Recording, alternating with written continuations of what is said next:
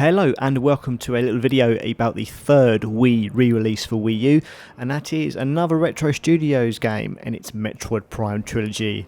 Now I know a lot of you have been looking forward to this game, especially as the original Wii disc release comes very pricey on eBay it seems. I was very lucky to get my own copy at release, and I'm glad I've held on to it this long, to be honest, because that game is hard to get hold of for a reasonable price. Until now. For the mere price of less than $10 or £10, you can own three amazing Metroid titles. And what can I say?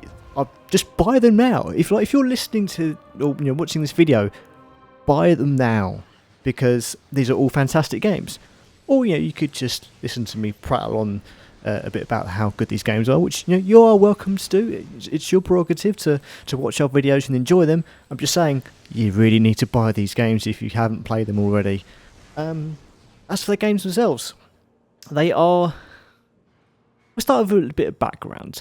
If you think back to when Metroid Prime was first released on the GameCube, we hadn't seen a new Metroid game since Super Metroid. It completely skipped the Nintendo 64 generation. The only appearance by Samus we saw was from Smash Brothers.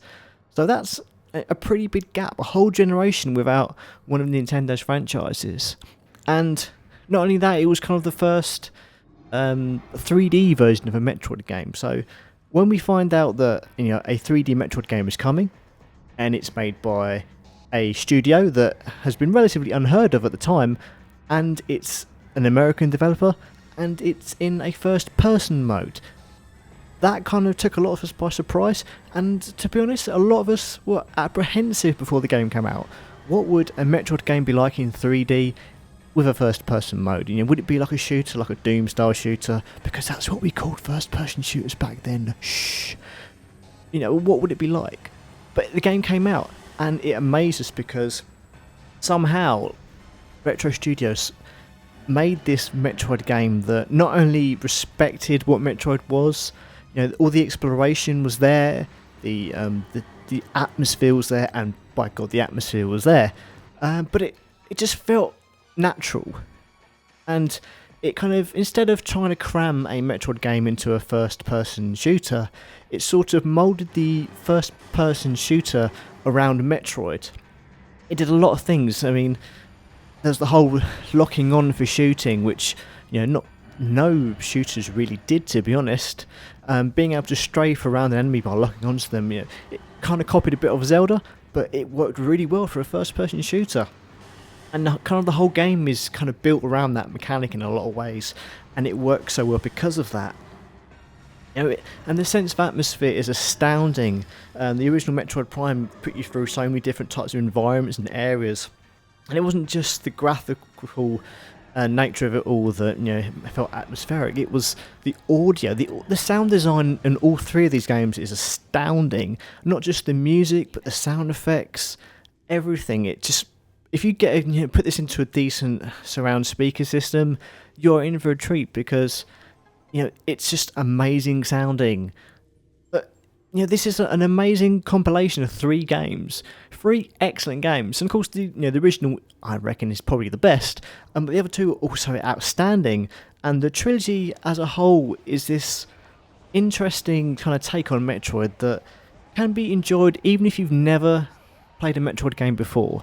It reintroduced the world to Metroid, and it works as a kind of standalone away from the games that have come before and after, it seems. But if you had played those games, you get a little bit more out of them, thanks to the scannable lore entries you get, and the little kind of references here and there to certain characters and events, and it's all incredibly respectfully and cleverly done. And I think that's what makes these games so outstanding. It's just by their very natures how good a job that Retro Studios have made making a Metroid game. And I think for that reason alone, that is enough of a reason for you to buy this game at a sensible price. Which even if you miss it on the launch day and it's gone back up to $17-18 or pounds, even at that price, you really owe it to yourself to play these games. Seriously. Of course, there isn't too much added. If you've already got these games on disc, well done you. Play them on the Wii mode, and you're not missing anything. But again, if you don't have these games, and that's probably why you're watching this video, is because you don't have these games or you've never played them. So now is your chance to go out and do that. And of course, for those who only have the original GameCube versions and the Wii version of Metroid Prime 3 Corruption, there is a few little additions and changes that Metroid Trilogy does. There's a few graphical changes to the first two games, a slight little upgrade, a slight downgrade in a few cases in terms of graphical effects, but overall textures are improved. But of course, it also adds the Wiimote controls for the first two games. Of course, the original games were on GameCube, so they relied on a pad.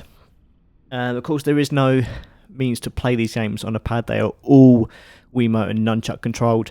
I'm not going to complain about that at all, because I actually believe the game is far better when played with a Wiimote. It kind of just works. It takes a bit of an adjustment to get used to, but once you've got that control system down and you're controlling around and getting used to pointing at things to shooting them, it works, and it works very well. But I'm going to leave it at that, because why are you watching this video when you should be downloading the game? So you go and do that. Maybe while you're waiting for it to download, you could subscribe to the Nintendo Life YouTube channel. But until next time, happy gaming. Visit www.nintendolife.com for everything Nintendo related, and I will see you next time. Goodbye.